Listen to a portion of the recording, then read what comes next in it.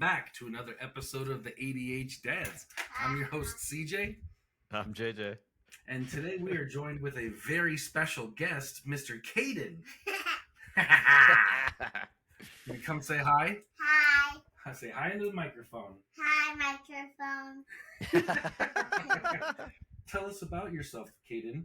How old are you? No. No? Okay, well, Caden likes pistachios, and he's in here today because he lost his device privileges last night.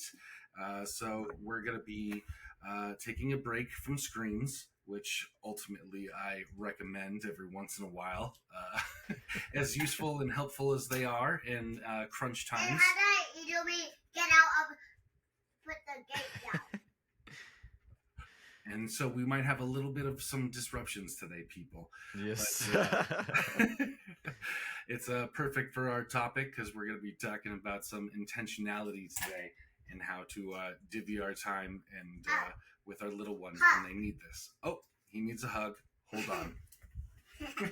Yeah, it's funny because I've been trying to get Cohen, more regularly included in the idea of the consequence for something that took place, and he typically will say no dessert because that's something that could come later, possibly. Yeah. And TV is something that he hates to get rid of because man, I'm telling you, when he sits down in front of the TV, it's one of those things where you have to fly a plane in between him and the TV for him to get for him to get focused on something other than the screen. So yeah, getting away from screens as the consequence is something that I prefer and something that he absolutely hates. Well, here we go. Caden has a few words on that one. Caden, he's very proud because he opened the pistachio by himself. So oh man, some of those could be so hard, brother. I've had that's it what where I'm saying. Yeah. He's very proud of himself. It takes a lot of finger strength. So yeah, I've had some of those where I'm trying to split them open with my fingernails, and instead they tear my fingernails straight off. Those things can be brutal. So good on you, buddy. That's not an easy task. Yeah, Caden had to make the choice last night if he was going to come into our room and sleep with us in the middle of the night or not have screens for the day. He chose to come into our room and not have screens. And then he woke up this morning and regretted that decision. So we had to have some talks about the consequences of our choices sometimes. So we're doing it together. This is our very special guest, Caden. Yeah, yesterday, it was Sunday, and yesterday we had some great opportunity to do some intentional time.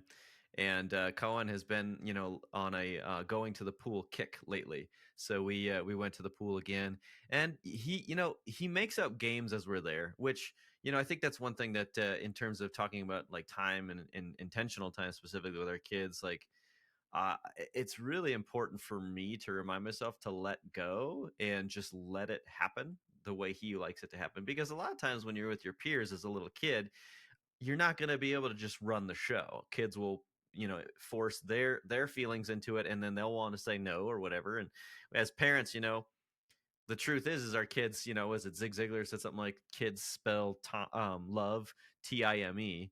And if we can give that gift to them, we're really spending that good quality time with them. But yeah, we got in the pool and we were acting silly, and something happened, and Cohen was a little bit upset and alarmed, and he started blaming me, and I said, "Oh, I'm sorry. I was just swimming like a raging seal." And then he just goes, he just started chuckling at the idea of a raging seal. For the next hour after that, he's like, let's swim like raging seals. And he jumped on my back, and I was bouncing all over the place. And he was laughing so hard, like if he went under, he'd swallow water because he was laughing so hard. It was a good time. And then after that, the Minnesota Timberwolves, they've been a team that I've followed since I was a child. I actually grew up in Minnesota, and I loved basketball. I got really into basketball. That was my favorite sport to play. And I saw the Timberwolves go through a variety of sad losses, especially when they had the best record in the league 20 years ago. And then they played Kobe and Shaq and the Lakers, and ended up losing in the conference finals. And I was so sad about that, but it was what it was. So they've yet to win a championship. And last night they played the defending champs, and I had the opportunity to be able to stream the game from here in Salt Lake City. So I said to Cohen, I said, "Yep, I'm taking over TV tonight, and we can watch the game." And as we got to the game and it started up, he says, "Who are we cheering for?" And I said, "The guys in the white jerseys." And he says, "What's a jersey?" So I said, "The guys who are wearing the white clothes." And he goes, "Oh, okay." And he just kept cheering, "Goal, goal, goal." And toward the end of the game, they ended up taking a good lead, which was awesome because I thought they were going to lose the game at halftime there. And Cohen was there, just saying to me, "Hey, Dad, check this out, check this out." And I said to him a couple times, "Well, hey, buddy, the game is still pretty close. It's not over yet. I just want to focus on this for a little bit longer." But I realized something later. He specifically jumped on board with cheering for this team that I have been a patient fan of for so many years. And then he was asking me to, pay attention to something that he was doing. And I kind of, in some ways, said, "Well, this particular moment, this is more important." Now, I don't think he really thinks that I felt that I was saying to him, you know, "This is more important than you." But I had a hard time, trying to get myself separated from the game in the close moments because I was just too wrapped up in that. But what Cohen did is he gave all of his time and attention to something that I wanted to see. And he put all of his energy toward it too, where, he was cheering on the Timberwolves. When they scored a bucket, he's like, "Goal," just cheering them on because his dad is cheering for them. So he was giving all of his time and attention to that. And that was so sweet. So I wanted to just kind of remind myself and the listeners, that our kids are, constantly craving our time and attention and love, and that's an easy way to connect. But then we got to give that back, and sometimes it might happen in the moment. Like, say, I don't know, maybe a kid who's got to play with his Legos and eat pistachios while we're trying to record a podcast episode. Yeah, and it can be hard for, I think, a lot of guys to transition, from the work mode to come home, be a dad mode, and to give all the affection after a long day. I know my toughest part of the day is definitely at nighttime. All right, we'll go over there and then do it. Now put me back on. No talking, remember? We said it should be so quiet, remember? Okay. What a perfect topic for an episode today. But my point is, you and I, being a work from home situation, I have to make that transition, 100 times a day with this guy and picking up the girls, and how those dynamics are different. And we've talked a lot about, like, on the ADHD stuff, of the hyper focus and how that can be a superpower. And it is sometimes in work when I have the right setting and I've got my quiet zone and no one's disrupting that. But if I'm in that hyper focus and someone's coming in and doing this, it's hard to go back and forth between hyper focus on the kids and hyper focus on the work, and sometimes the anxiety or the challenge of that can make my anxiety go crazy, and I get overwhelmed and I snap or get defensive because I'm trying to protect my flow state, and so constantly I have to, it's not just one moment for me, and I'm not saying that, like, my situation's harder than other. I think we all struggle in different ways, and I think, it's a good example of, like, looking at your neighbor's yard and finding that grass greener, like we've talked about in the past. Is it's always hard, to choose your hard, is what I'm trying to say here. And I think that we all have it, and I wanted to talk about how you do those strategies, and how you switch from game mode to the Timberwolves to Cohen's needs and what he's trying to focus. And I know that we aren't always perfect in the moment, but it's something that I've really been trying to practice more of, because I notice in the times that I don't, and I'm not intentional about it, and I ignore those needs of those around me, is where things build up. I get more overwhelmed and it gets harder to tackle. So what does that look like for you? How do you do that? How do you prep yourself? Is it a morning thing? Is it a workout thing? Is it a 15-minute meditation thing? What does JJ do? Yeah. Well, I mean, it's funny. I'll use an analogy to the basketball game. When the players are on the court, they have a role. the court has boundaries, and there's everybody has to stick to similar rules and stuff. But the game still has so many unpredictable moments, and the plays can be drawn up different for depending on the situation. And for me, like you mentioned, working from home, for me, work does look physically in the same space as my home. So I'm here at the desk right now, and then I'll transition later to sitting down, and then this same small space here, 976 square feet to be exact, in this apartment. This is also going to be my domestic life, and my meals, and my time with my son. Now granted, we have amenities here, so we can go out and do those, but essentially, like, yeah, I don't have, like, some people prefer the idea of the office environment somewhere that they go to, and then transition over to home life and keep the two separate. Of course, at the same time, our phone in our pocket, vibrates at any time, and we can be contacted by work at any time, which, you know back in the Henry Ford factory building era, it wasn't like that at all. You maybe somebody who needs to call their spouse would have to call the factory, and then the factory would page the guy on the floor and stuff, and he'd come and have to get on the phone that was connected by a spiral cord to the wall. So now we are connected at any moment to both areas of life, work and family. So it doesn't even have to be a physical space separation. It can still be very much that you're connected at all times. And that kind of makes things difficult, because I think too, with the emergence of all this smart technology, it does give us that anxiety. And for people who have neurodiversity, I think that ADHD and anxiety is something that's a guaranteed pair almost at this point. I would imagine, I don't know the numbers, but I'd love to look them up. The percentage of the population with ADHD, probably, the majority of them has anxiety, and I don't think our emerging technologies and all the smart tech that we have is helping in that area. So how do we make that separation? I think, yeah, we have to be very intentional about it. So one thing that I really appreciate and am reminded of regularly. In fact, I saw something just this last week about. And I think I talked about it in the last episode. We were talking about Live Life Now, is that you do have the opportunity, the ability to create certain boundaries for yourself as they relate to your home and work, life balance. So, you don't have to turn your phone off, but maybe put it to do not disturb, and get yourself into the space of being with your family. Whenever I have Cohen, I have him 50% of the time. Whenever I do have Cohen, I go to his school, and I take a moment in my day to transition to picking him up, because I get to walk there.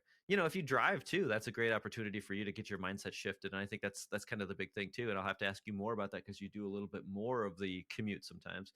But there's a great opportunity for me to get my mindset in a shift when I go from work to his school. Also, another benefit for my work life balance is that I work for a company that's in the central time zone, and I'm on mountain, so I've got an hour between when I can pick up my son and when I'm done with my workday. So when I get to the point of going to pick him up, I walk, I listen to something on my earbuds, and then I'm there for him. I'm not there while still checking my email, making sure everything's okay. Just really am creating that intentional mindset to picking up my son. And now this is my time to walk with my son and connect with him as we go home.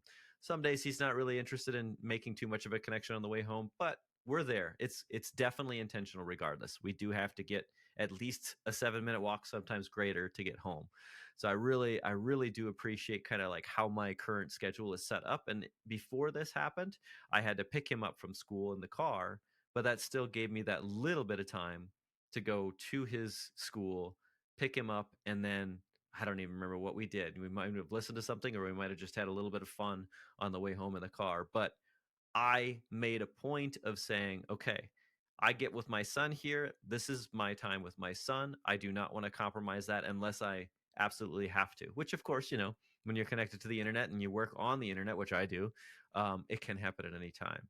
But I want to make that minimal, and I usually express that not in a negative way to my coworkers or anything, but I do specifically say, hey, this is my time with my son, and I am occupied, and I'll probably even say that in a message, like, oh yeah, I've got Cohen right now, so I don't have an immediate access to my computer or something, and I'm with him. So that's one way if we're talking about transitions, and I'd like to hear your points on it too, and then kind of later maybe we talk a little bit more about what intentional time looks like with family.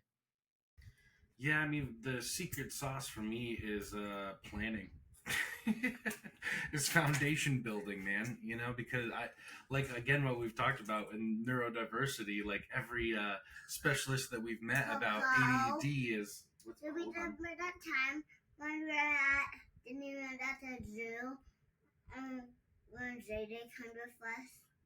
Do I remember that time that we went to Disneyland and the zoo when JJ came with us? Yeah. I do remember that time, bud. I remember that time well, yeah. Mm-hmm. Was that fun? Yeah, but was it on a video? Is it no, we don't have any video of it. We got some video, but yeah, maybe we do a little bit. But I do. Yeah.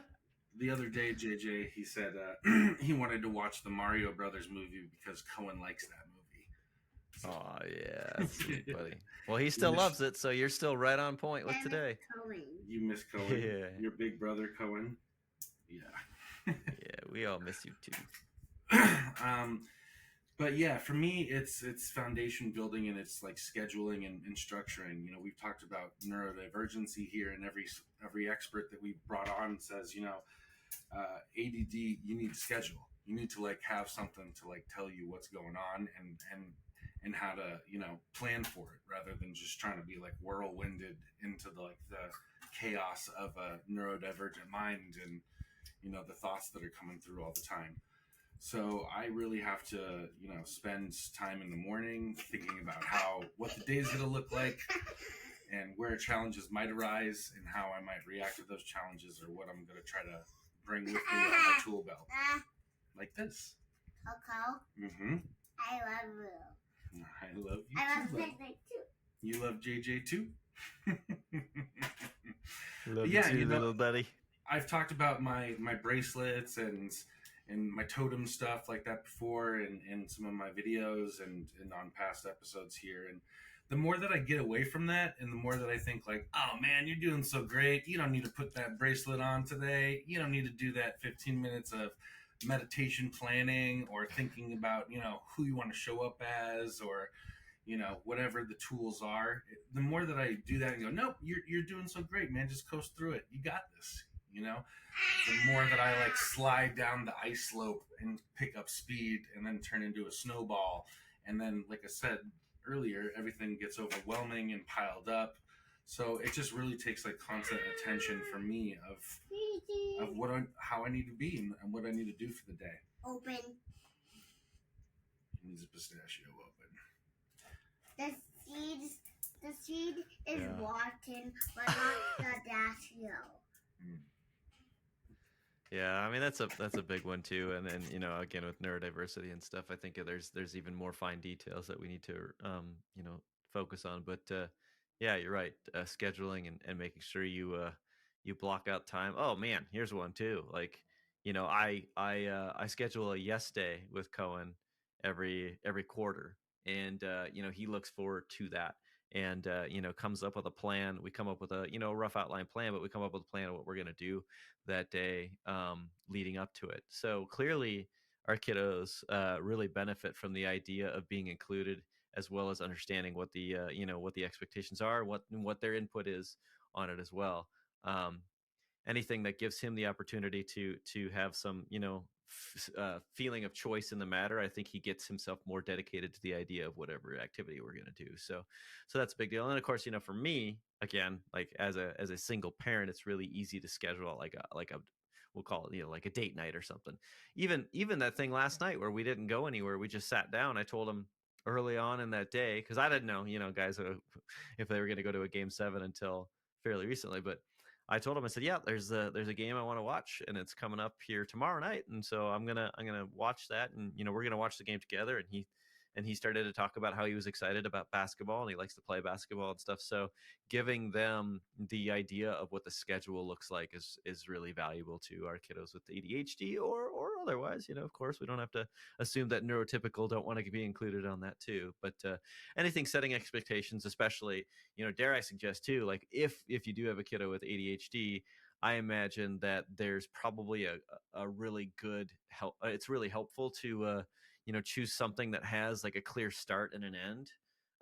That helps them excuse me, helps them with focus and provides them like depending on what the activity is, like a sense of accomplishment with it. So, well, I don't know, like Caden here, think like building with Legos and playing something that's a game. So they have a specific start and end, and rules to abide by, and, how to, what it looks like to win, who might win and how that'll look and stuff. So anything that gives them the expectation of what's going to be coming ahead is really helpful.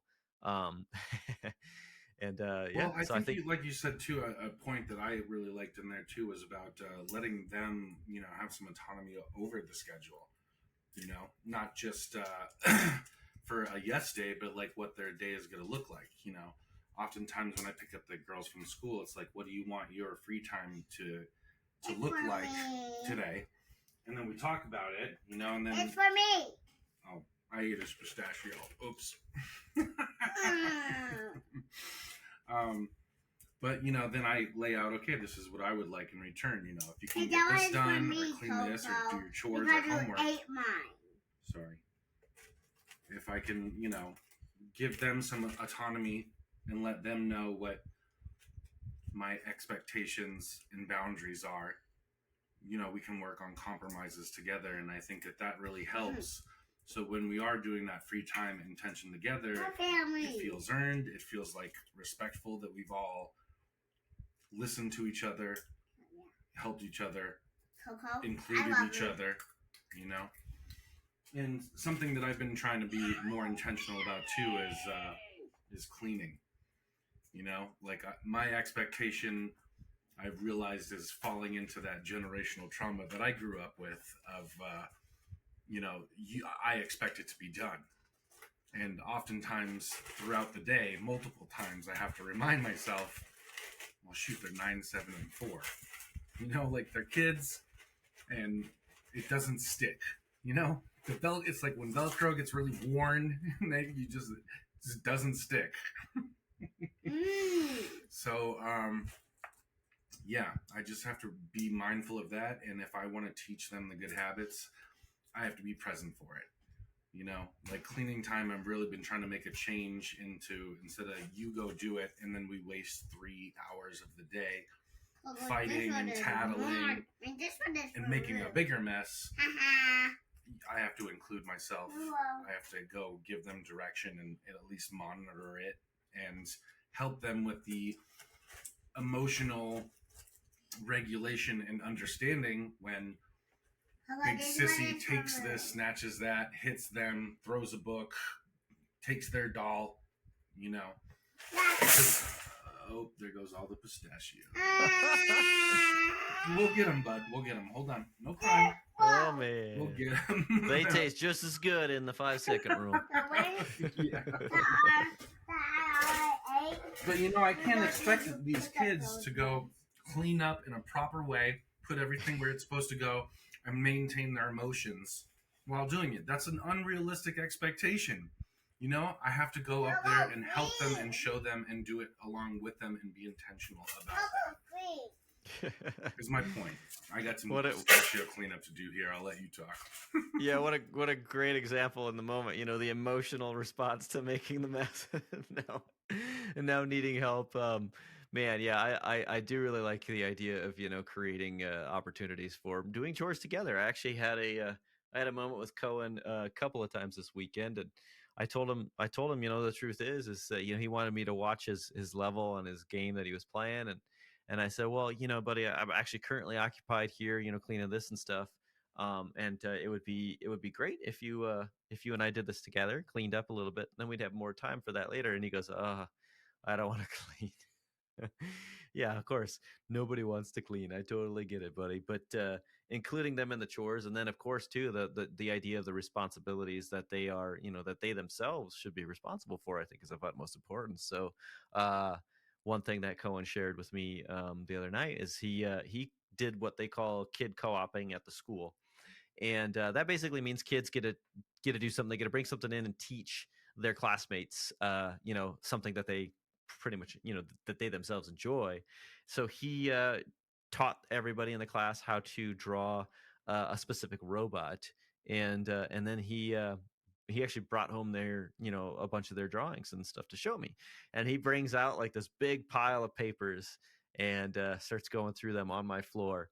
And it was just a messy pile by the end of it. And I said, "Oh, that's really great, buddy. I'm really proud of you. That's, the ability to not only like learn that, but then do it yourself is amazing. Now I need you to, pick those up because they can't stay on the floor." And he goes, "Oh, we really?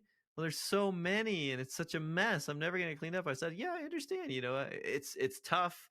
But the thing is when you get into doing the practice of it regularly, it does become easier.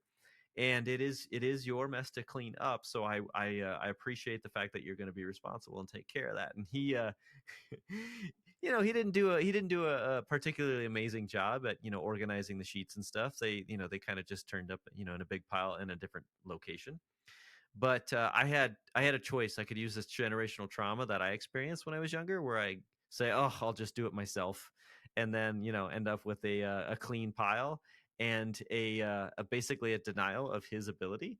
And the message to him would be that Dad will take care of it. I don't even have to try very hard. Dad will take care of it. And also, according to Dad, I'm no good at this. So yeah. So if I want to make it all about myself and get it done really fast, yeah, I could end up creating some generational trauma, in the process. Or we can do it together. And we chose to do it together, although I let him take charge first by telling him it was his responsibility. And I think that was valuable for him. And not criticizing, I think, was the big thing for it too. Because like when we're coming off a long day and we're stressed or whatever, and then we come home to a mess, or the mess is created after work hours have been done, and we're still carrying on the stress of the day, or something didn't go as we planned that day, and we're kind of off. If we choose to then bring that message to our family, we're kind of just like, we're basically making it about us, and we're actually killing the opportunity to really make some good intentional time there. And thankfully last night, it was funny because the T-Wolves, by the way, in the first half of the game, they didn't have it together. They went into the halftime down 15, and I was like, all right, well, that's going to be it. But then later they came back and they started getting the lead, and I was feeling really, really energized and pumped. And I was even like putting my hands in the air, and I even clapped, and Cohen said, "Oh, you scared me with your claps," because I was so excited. But then he was excited, and his energy was feeding off my energy. So again, I could bring the generational trauma to the situation, and he wouldn't ever want to do chores anyways. Or we can work on it together. And all that stuff, obviously, through the process of the day and enjoying the game together, that all relates. So we're given tons of feedback every day. And we're even giving feedback about our own feedback to our kids, whether they feel cared for and appreciated, or they feel denied and told that they are incapable. So yeah, which will it be, fellas? Yeah, and I feel like the answer is always there if we just allow ourselves. Coco hug. Okay, I got a hug for you right there, buddy. Coco, I love you so much. I love you so much. I'll hug myself, okay? Okay. Remember when you said you were going to be in here, though? You said you're going to be so quiet. So quiet. Expectations versus reality. Exactly. But I feel like the answer always is here for us. We just have to be creative about it. Like letting him show us his pistachio tongue right now. You gotta let it happen. Like, I've been working a lot more from home lately, and my attention has really been divided. So some of the at-home academics that we were doing. Hold on. Do you remember that time when we were in Cohen's car? When we were in Cohen's car? It's not JJ's car, it's Cohen's car. And we've never seen JJ or Cohen's car. Yes. No. We drive in it. Nope, never. Yeah, we went to Costco with it and filled up with gas. Oh, remember? yeah, that's right. That's right. He did drive it out. Our kids have impeccable memory. Yeah. We did go. My memory's going. His is getting stronger. We did go. You know, some of the Remember stuff, when, huh? yeah, some of the stuff we were learning, you know, with math and counting and reading and letters and stuff, have kind of been put on the back burner in the sense that we didn't have a block of time throughout the day now. Now I have to really be creative about integrating that into what's going on with my day and my responsibilities. You know, again, with the cleanup is a great time for us to organize, categorize, count.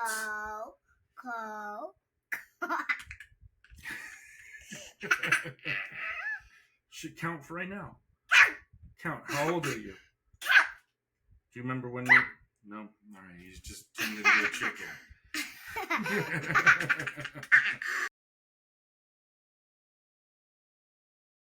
Yeah, the struggle is real. And, you know, there is no perfect answer. We can talk about this all day. It's funny because based on your situation here and you know, the fact that you mentioned, you know, the working from home and navigating that I haven't schedule. found the creative solution yet to this one. This problem right here, bud. Well, you know, the kids, they just want to hear themselves, you know, and they want to see themselves on the camera. So this is part of it, you know. This is what you pretty much did expect this, even though you had a had a brief conversation about it prior to our recording here. Yeah, I can see all the pistachio pieces on your tongue, Caden, for sure. This is not a visual podcast, but we do post the video sometimes if anybody wants to see, you know, Caden with a bunch of pistachio pieces all over in his mouth. Yeah, I don't know. I'll jump in on that quick because I don't have a perfect answer. I do sometimes have Cohen, you know, with me when I work from home. It's just the nature of, you know, work and life.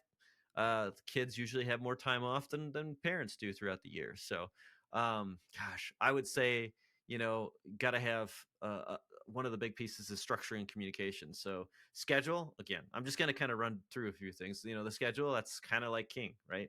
So you can create a schedule for you and your kids.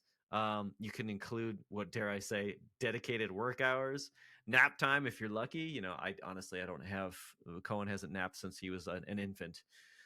I don't know if it's the ADHD or something, but whatever. I didn't nap when I was little, you know, so there's definitely a connection there.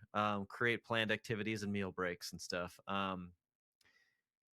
I would venture to guess that the majority of children in general would do well by having a visual understanding breakdown of their day. So if you can create a consistent, you know, calendar, marker boards are great. We've got one. I don't utilize it all the time, but something that's there, that's visual, that they can look at. I mean, man, I drop them off every day. What is the first thing they do when they sit down at the beginning of the day at school? Go over the schedule for the day. So big help there. You can, you know, communicate your expectations. So talk to your kids about your work hours and explain them when you need quiet time. like Caden had been explained a little bit ago. There you go.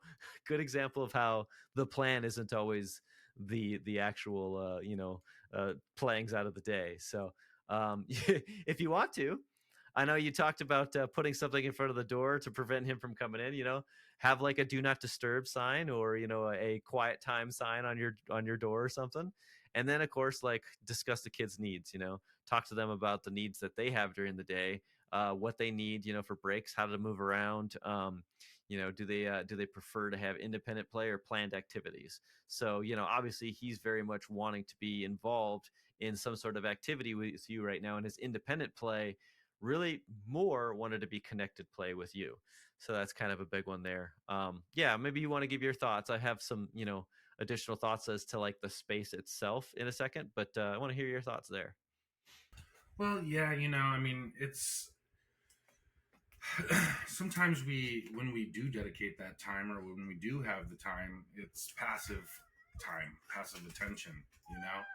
And I think if you do only have the brief moments, we really have to be intentional about that. You know, before this podcast, we only had 10 minutes to build Legos, but, you know, rather than like futzing here on my phone for through Instagram for 10 minutes, you know, I'm down there trying to help Legos. Again, like you said, no solution is perfect. It obviously didn't work. I thought I would set them up in a creative mind space to play with Legos independently, but sometimes that doesn't happen, you know. And I think that we have to have grace with the intention that we set forth, that it's not always going to result in the expectation that we have with the intention. You know, because we're talking about intention here, not expectations, or, you know, not about results.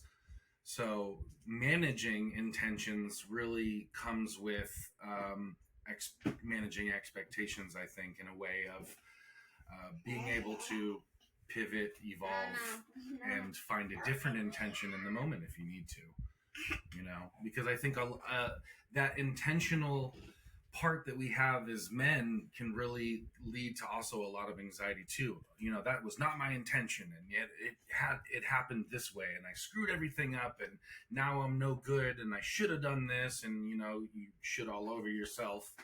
You know, but I think that we also have to realize that the intention is just what the outcome that we're hoping for, and what the steps that we're going to take to get there, and not necessarily the result or outcome of it. Yeah, we're talking about kids here after all. You know, kids' whole idea is not so much responsibility as much as it pleasure seeking, you know, and you know, doing whatever it takes to have the most fun in the moment. And that's going to shift at any moment too. Like as soon as you think of something else, like you know, let's say something something passes by, like a squirrel passes by. Oh, great example, you know, from the movie Up.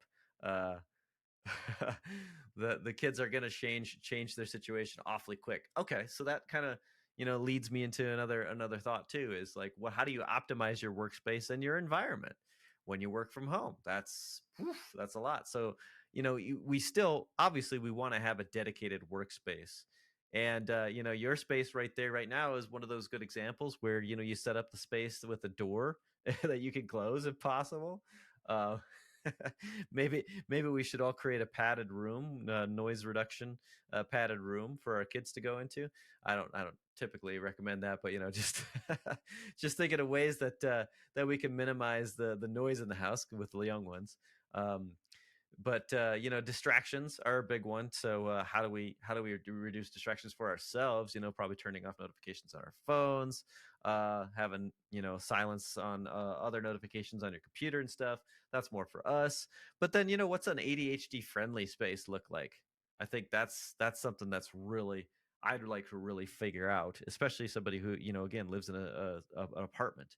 um, if there's a place that we can create calming for, you know, our kiddos with ADHD, what does that look like?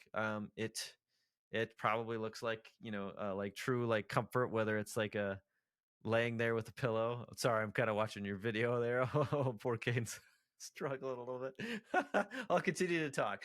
So, you know, calming space with comfortable seating, maybe fidget toys, engaging activities. And honestly, again, I think the tough thing is when we're talking about work. Well, I am on the computer my whole work day, and I guess I should give a little bit of grace to myself with the idea of my son getting on the computer, should say the Nintendo, throughout the day to keep himself occupied. It does create an opportunity for him to, you know, experience, you know, dopamine hits in terms of, you know, achieving a goal in the game and stuff and getting the reward in that. So I don't want to completely disregard that, but I think the thing is like we want to create, I want to say, a space that's separate from the TV, you know, separate from any sort of screen opportunity, that still brings that welcoming, warm environment for them. So something comfortable to sit on, and having toys that they will engage in for a while. So yeah, that's my kind of my tips or thoughts on the idea of optimizing your workspace and then the environment for your kids, to still have that intentional time that you can then hopefully completely shift away from, or at least shift into a new way, with something like a small space like the apartment, or, you know, limited space housing. So you can make that distinction later and everybody understands we have now shifted away from work time to family time. Yeah, and I think it's good for us to help our kids figure out how to be intentional for themselves too, like you're saying, and maybe what works for them. With I think a lot of this takes a lot of trial and error too. Like I said, a lot of forgiveness of like that didn't work, or this did but may not always work. And I think you have to really practice getting to know thyself, and a lot of us just kind of float through unaware of the things that are affecting us or bringing us anxiety or bringing us peace. Even from the content that I sometimes watch, the dramas, the thrillers, the horror movies, you know, I think I have to be really aware and conscious of like filling my soul too much up with that kind of stuff, and even just the passive stuff needs to have some forethought or intention behind it. The podcasts that we listen to, the books that we read, and I'm not saying you should always just read self-help books or podcasts or dad podcasts, but it's okay to once in a while enjoy a nice fantasy thriller, horror, or sci-fi or whatever. But I think that we do have to be filling the soul towards growth and experimentation of better mindsets to help us with this kind of stuff, because it is hard. You can see, it's distracting, it's hard, it's overwhelming, it's loud.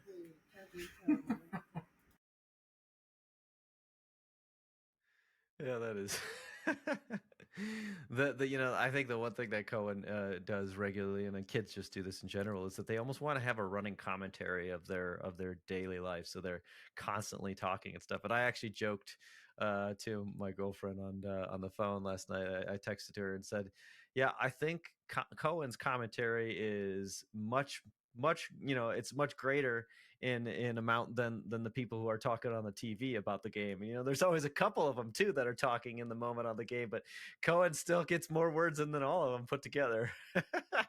So there's just got to be some of that grace, and it is loud, and the truth is like I had to include him in watching the game because there was no other option. And how do I make that work? I have to be willing to suggest like it's not going to go the way I would necessarily choose if it was just me there. But then again, man, I mean, just think about that great beautiful opportunity I got to have him. Just he didn't care who was playing, but he did care who his dad cared about, and that made a huge difference in it all, and I was really grateful for that. But yeah, it's something that we just have to kind of navigate through and expect that it's going to create the unexpected. It's going to create the challenge. It's going to create the distractions and stuff. And I deal with that regularly with my work when he is at school. Like if I'm working on something, you know what I hate, the sound I hate more than anything else. And no offense to my coworkers, but it's that little notification sound you get on Microsoft Teams. It's a default sound. You can't change it. There's no option. Microsoft doesn't give that option. So I'm like, I hear that, and then I gotta attend to that right away because I don't know if it's in a 1 on the scale of 1 to 5 in terms of emergence issues, or if it's a 5. I have no idea. So it gives me a little bit of my anxiety right away, and I don't want to then translate that when I get off of work to let's say we're enjoying something together, and I get too wrapped up in my focus of what we're all doing as a family, or we're all just in the same vicinity as a family, where my son says something to me and I just go, oh shoot, I gotta get to this. No, I want to make sure that those two things are distinct from each other. This isn't work. This is love. This is quality time. This is something that does matter. And you know what? We're gonna say it. We're gonna say it in 20 years. Let's say it today. Man, I wish I could still go back to those moments and have those moments with my kiddo. Now he's off doing his own thing, and he doesn't have all the time in the world to connect with dad. That phone call where maybe you were dreading hearing your phone ring, 20 years ago. Now you're just like, oh, the phone's ringing. I wonder if my kiddo's calling me. Like, I want to have that now. I don't want to say, yeah, I really didn't take advantage of the time I had. I don't want to say that. So that intentionality behind the idea of saying, all right, you have a privileged life. You have a child. You brought into this world. You're grateful for this connection. Show it, because it's not going to be like this for long. It's going to get over with quick. So be intentional right now, every day. Practice it. Don't let it slide. I love that. And, something that's been on my mind lately is because we've been letting the kids come into our room, and now it's an every night thing. For like the last 5 months, the kids now cannot sleep in the room. Nothing works. All of the bags of tricks that we've been trying in the past ain't doing nothing now. The kids have to sleep in the room. And, we Let me in. are as much as we want to push them out and have adult time, I'm also really trying to savor these moments because it's not going to be forever, and Naomi just turned 9, and it's not going to be forever, man. There's only a couple of years left of that, and as nice as it would be to not be disrupted or woken up 3-4 times in the night, and then still end up caving at 3 in the morning, and letting them sleep in there.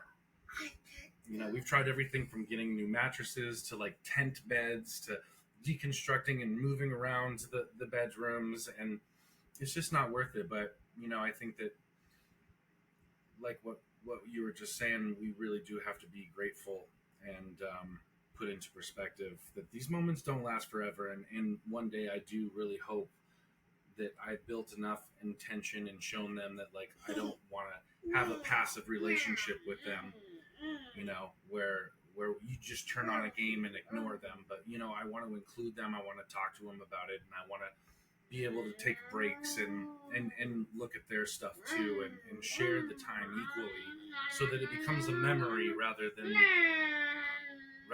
habit.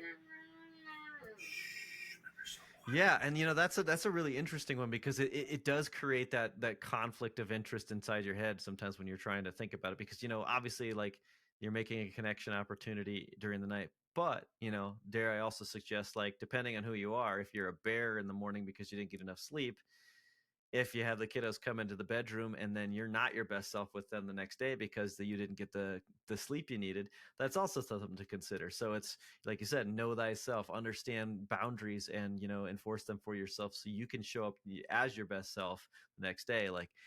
Cohen a couple, well, it was a week and a half ago, he was up late, he was having a hard time getting to sleep. Honestly, I gotta say, the sun being out as late as it is already, and we're not even to the peak of it yet, that's having an effect on when he's able to get to sleep. And that also in for some reason I think results in his getting to deeper sleep. That's delayed as well.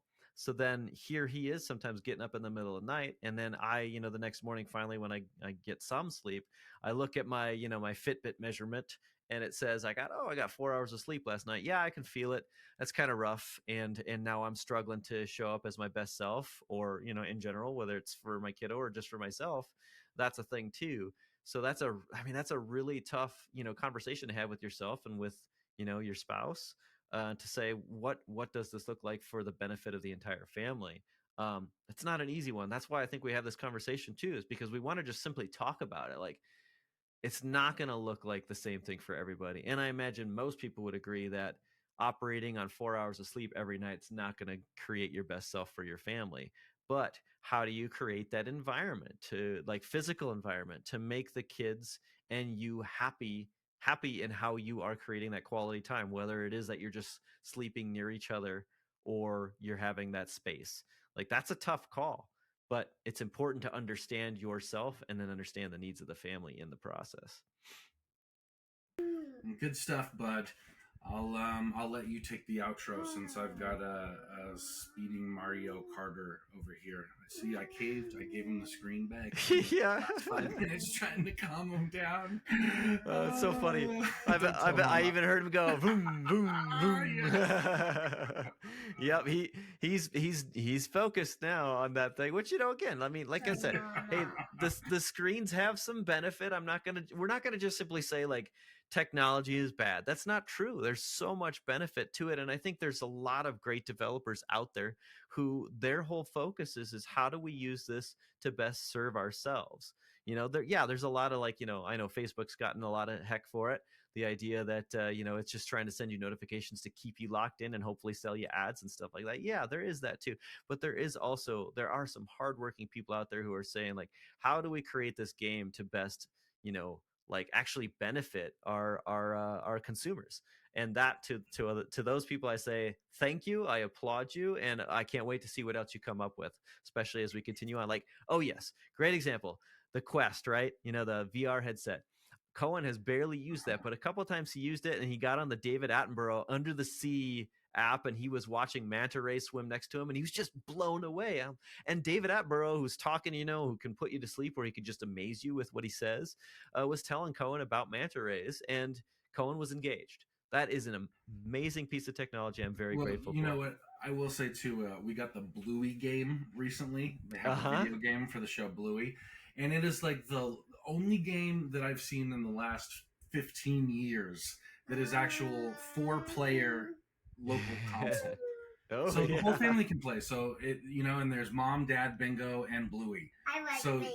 You can play all 4. It's a family game. You can all play together, and it's really tailored for like 4 or 5-year-olds. It's like really like toddler level strategy platform game. Yeah. So it's kind of boring, but it's like fun in the sense that like your kids get so much enjoyment out of it, and just being intentional with your time in that, and just sacrificing. Okay, I'm gonna play this like really great game, it's not always the funnest, but it's what is fun about it is the connection that we can all do as a family, because we can all play together, so yes, thumbs up, Bubble from Riverside Video. I never can do it when I want, but it just does it when I'm just doing random stuff. Yeah, it's actually apparently it's on the Mac OS that does it. So, anyways, yeah, and Cohen's talked about wanting to get more into Minecraft, which is a great opportunity for kids to really use their minds to be creative and stuff. You've got the girls would love that, because that's like their obsession. Yeah, it's one of the games that a lot of parents would agree. Like, hey, of all the games that my kid's into, I'm really happy that they're into Minecraft. So, world building. The houses that Caden can build in Minecraft as a 4-year-old are impressive. He can construct every room in the house and decorate it, and I'm like, whoa, as a 4-year-old. So I think that is really great to explore that creativity. And again, I think rather than just passively putting our kids on that stuff, if we can play together, there's the thumbs up again. Dang it, Mac. If we can play that with our kids, we learn so much about them and their growth and their development and understanding of electronics technology, the world, shapes, sizes, perspective. So it can be really enlightening to be present with that kind of stuff. Yeah. So, like I said, applaud you developers for making some of that possible. And even, let's extend that further. Like you said, having the girls who would love it if Cohen got into that. Yeah. Schedule virtual play dates. You know what that does in the process? That creates an expectation for a time and a length of time for the kids to understand, okay, this is what we're going to do to connect. We're going to have some fun on the game. And then, after that, well, we'll move on to the next thing. So creating those expectations in the process of really giving them something that they want and also socializing at the same time. Great way to make them connect. And again, like we're actively, involved in that and making that possible for them. So they can appreciate us in the process. But I guess all the other things, kind of just touch on a couple things too with regard to everything we've been talking about is, we talked about grace. So flexibility and self-care, you got to be flexible. Things won't always or they will rarely with our kids go according to plan, right? Truth be told. And we need to be prepared to adjust or, our schedule and, our tasks. That's what we're going to need to do. That is a requirement of parenting, regardless of if you have a kid with neurodiversity or you yourself are neurodiverse. You got to manage those expectations. Don't expect the same level of productivity that you might have if you were in the office. It's going to change. And if you have an employer, if you're working your workday and you have an employer who knows that you have a kiddo at home, hopefully that employer understands what that really looks like. Because if they are expecting you to put in an entire solid block of 8 hours in, well, you know what? then they are looking at an impossible scenario, even for people who don't have kids at home, to be honest. One thing we didn't kind of touch base on too much yet is like self-care. So, you got to schedule time for yourself to de-stress and recharge.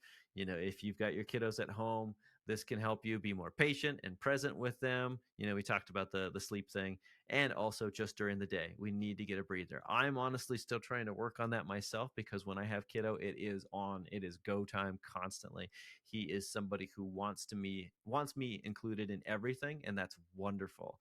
But that also is time consuming. It's exhausting. It can eventually just kind of wear you down, as opposed to doing what it's meant to do, which is continue to build that bond connection. So yes, you have tons of time together, and that means you still need to have a little bit of time apart in those moments. So you need to create that environment of peace and tranquility that you can go to throughout the day.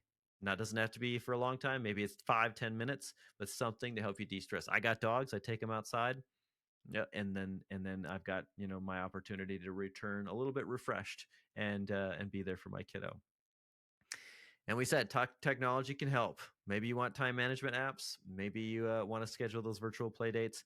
But technology is not your enemy, as long as you use it to your advantage for the kids and for yourself. Yes, we just have to be creative. Like I said, I think a lot of these stuff that we learn in these parenting workshops and groups and podcasts and discussions, everybody's, oh, this works. You should do this for your kids. Do this for your kids. This is the answer. This is the way. These are how kids are raising their kids, or parents are raising their kids nowadays. And it's all bullshit, and it's all true. It's just how we utilize it, how creative we are about how it works for our family, because it doesn't work for every family, but maybe it does if you can integrate it in a way that makes sense to you and resonates within your family unit. So I think that the answers are there. It just takes creativity, patience, and practice. Well said, my friend. Well said. It is an ongoing effort, and anybody who thinks that they, are going to be able to just like, create a perfect schedule, and have the, the perfect curated set of activities, as a parent, that's not going to be real. So yeah, with all that said, keep giving yourself grace and give the kids grace in the process, and learn from them. Listen to your values. Try to curate some good games, some good technology in there to help you create the ideal thing that really supports the values of the family. And then include yourself in the activities, include yourself in the opportunity to take breaks and get with the kids, on your work day. And then of course, give yourself breaks away from the kids when it's not work time, and you'll have a really good setup. And when you learn something that didn't go well, you've got another opportunity to kind of create some new schedule and structure that could work the next time. Just know that it's never going to work 100% of the time, and that's part of the process. That is parenting, my friends. Parenting is the greatest gift in the world, and even though you're frustrated as hell sometimes with it, just know that it in 20 years, you want to be saying, man, I was frustrated, but I kept with it, and it was the best gift I've ever had. So, well said. On that note, yeah, we'll leave some maybe some nice resources in the show notes, and we'll follow up on the next one, talking about who knows what. As ADH dads, we are always trying to come up with some new activity to talk about, and hopefully give you some good nuggets of wisdom in there. But in the meantime, I know we both got some work and kiddo stuff keeping us occupied, so we better wrap this one up for this week. So this is JJ. I'm Colton. I'm Caden. Yeah, and this is another episode of the ADH Dads. All right. See you next time. Say bye. Bye.